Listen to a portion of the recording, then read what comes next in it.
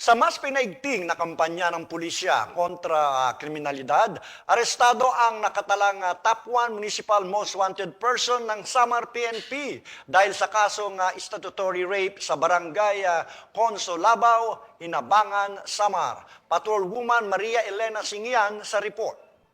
Arestado ng mga autoridad ang tinaguriang top 1 municipal most wanted person na may kasong statutory rape matapos mahuli sa barangay Consolabaw, Hinabangan, Samar. Bandang alas 9:58 ng gabi nang maaresto ang akusado ng mga tauhan ng 2nd Samar Provincial Mobile Force Company kasamang 802nd Maneuver Company Regional Mobile Force Battalion 8 at Hinabangan Municipal Police Station sa bisa ng warrant of arrest para sa kasong statutory rape na walang inirekomendang piyansa. Ang akusado ay dinala sa Hinabangan MPS para sa kaukulang dokumentasyon at tamang disposisyon. Patunay lamang na ang Samar PNP ay hindi nagpapabaya sa kanilang sinumpaang tungkulin na hulihin ang mga taong tiwalag sa batas upang mapanatiling ligtas ang komunidad nang sa gayon may patupad ang kapayapaan sa bansa para sa ligtas at maunlad na bagong Pilipinas.